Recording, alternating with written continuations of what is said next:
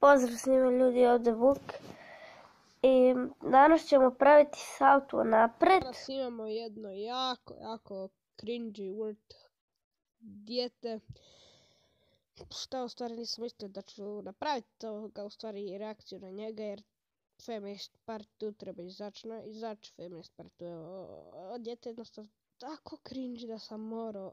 Dakle, doslovno radi fucking backflipove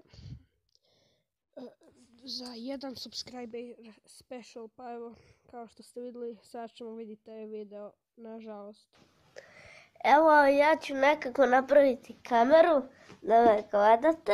Ovo nemoguće dijete da napraviš kameru, mislim, ono, treba bi proći kroz dosta škole i opet trebalo bi ti dosta novaca, mislim, ono, bolje bi ti bilo kupiti kameru da te gledamo nego da napraviš kameru da te gledamo. No dobro, evo, idemo dalje. Čekajte. Priuštiti jebeni camera holder. Mislim, ono, odi do najbližeg nekog gaming centra ili šta već, kupiti jebeni kamera holder. Mislim, nije toliko skup. Nekog ugoću da je napravim, ne znam kako. Jebeno znao kada bi koristio jebeni camera holder. Mislim, samo staviš camera holder i on ti drži kameru. Jesi znao za tu čudnu inovaciju ovoga? Evo, ovako ćemo. Evo, ljudi, me vidite? Ja, na primjer, zašto ja nikad neću imat djece? Evo, najiskrenije. Mislim, ono, jednostavno ispadnu ovakva. Vidite me? Sad će napravimo start. Salto, evo, dao bi ti 10 od 10. Mislim, ono, čak ni ja ne mogu tako dobar salto napraviti. Mislim, ono, stvarno, ne bi se usudio na krevet napraviti salto, nikada.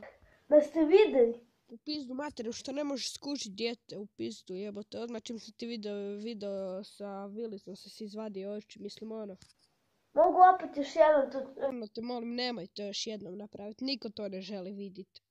Evo, samo gledajte ovdje, morat ću malo nas. Gledaj, cijeli jebeni video. Samo jebeno skače i to je to. Radi, pod navodnicima, salto.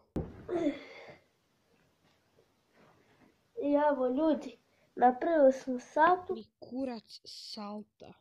Mislim, znam za salto, ali nikad nisam čuo za saltu i mislim da si ti izumio novi izraz za salto, salta.